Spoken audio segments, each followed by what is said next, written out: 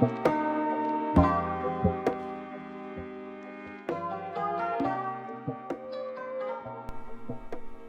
everyone, today we're going to learn how to perform the ribbon spread and close it like so.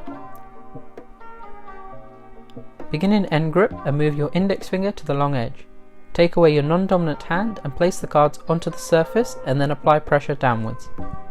Now you want to begin the spreading motion.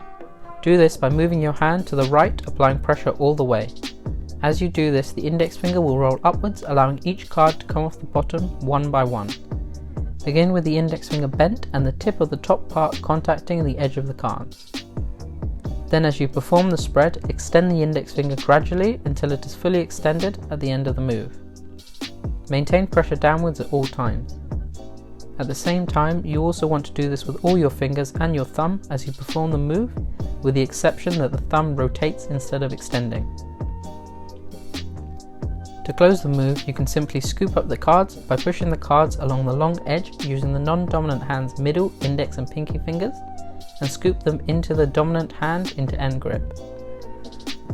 Use the pinky to stop the cards as you scoop them up. Alternatively, you can flip the cards like so.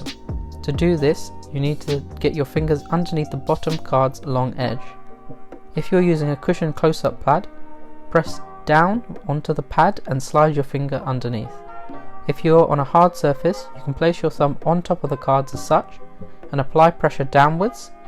You can now place your fingers at the long edge of the bottom card and bend your fingers, lifting the cards up. From here, maintain the grip with just the index finger and place the other cards underneath the cards. Then let go with the index finger and also place that underneath the cards. Then you want to lift the cards up and at the same time move your hands towards the top card as such. You can perform the move by pushing the cards with any finger. I like to use my index finger as such. Ribbon spread tips. The finish and quality of the cards greatly affects your ability to do this move, as a clumpy deck will make it harder to perform this move for beginners. Use a smooth, easy to spread deck to begin with. The surface you are spreading the cards on also greatly affects the quality of the performance, as a hard, slippery surface makes it very difficult to flip the cards. We would recommend using a fabric surface with cushion, such as a close-up pad or sofa. Variations. You can build on this move and do some interesting variations as such.